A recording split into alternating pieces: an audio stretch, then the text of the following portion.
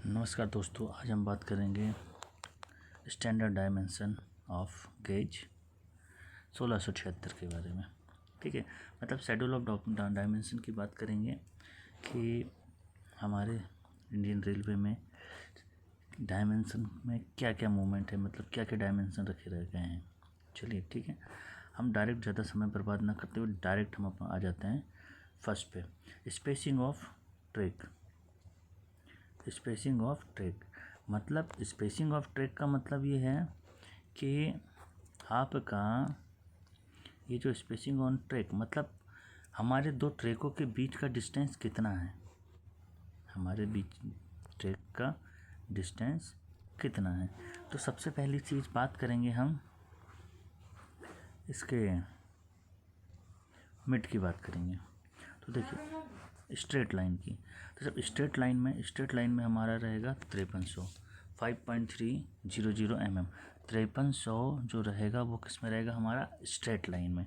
मतलब दो ट्रैक, एक लाइन ट्रैक ये जा रहा है, दूसरा ट्रैक ये जा रहा है, दोनों ट्रैकों के बीच में मिनिमम डिस्टेंस 5300 रहेगा। दो ट्रैकों के बीच में डिस्टेंस मिनिमम डिस्टेंस कितना रहेगा, 5300। ये किस कंडीशन में रहेगा, स्ट्रेट में, स्ट्रेट पोर्शन है, तो स्ट्रेट पोर्शन में ये कंडीशन आ जाएगी।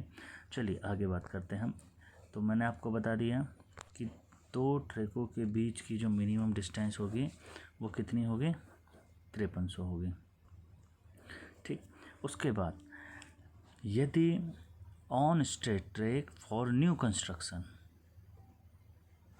Third line, fourth line for pair of two lines for adjacent track, अगर नया कंस्ट्रक्शन हो रहा है, अगर क्या होने वाला है, यदि थर्ड लाइन हम बना रहे हैं, फोर्थ लाइन बना रहे हैं, ठीक है, या तो इनका जो एडजस्टेंट ट्रैक है, मतलब जस्ट पैरेलल ट्रैक, जैसे सपोज दो लाइनें हैं, नॉर्मल कंडीशन में तो मैंने आपको बता दिया कितना है 5300 डिस्टेंस।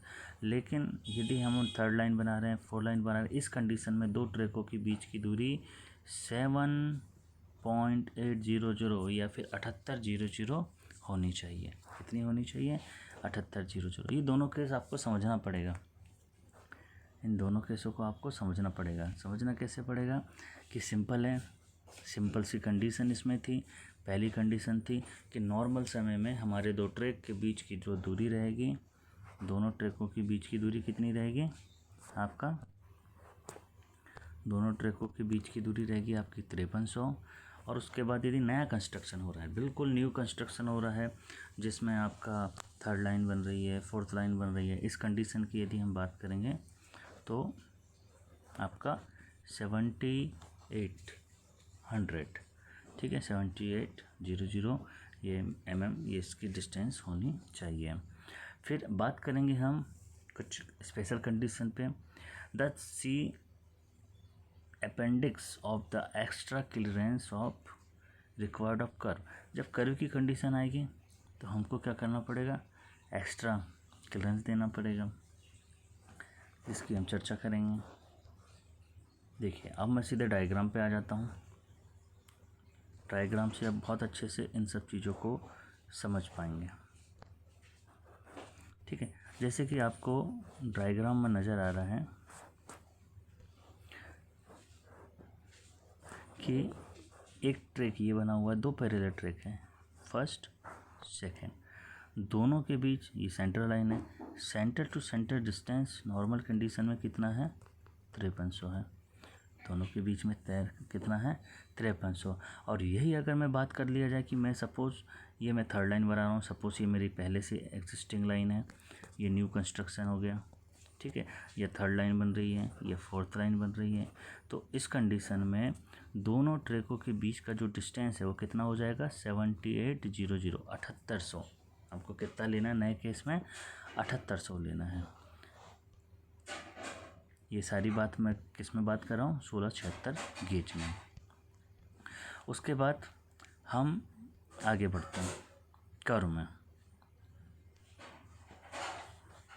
कर्व की बात करेंगे कल, अभी बस इतना सा याद रखिएगा। आज के वीडियो में सिर्फ दो चीज़ें हैं कि एसओडी के अनुसार, न्यू एसओडी के अनुसार हमारा जो भी कंस्ट्रक्शन है, ठीक है, उस कंस्ट्रक्शन में अगर हमारा मिनिमम डिस्टेंस जो क्लियरेंस रहेगा वो जो सेंटर टू सेंटर कितना होना चाहिए, 5300 होना चाहिए। कितना होना चाहिए, 5300।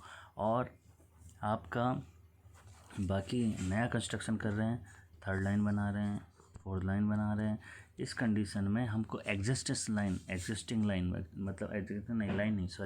मतलब जो उसके जस्ट बगल वाली लाइन है उस लाइन का डिस्टेंस 7800 रखना है।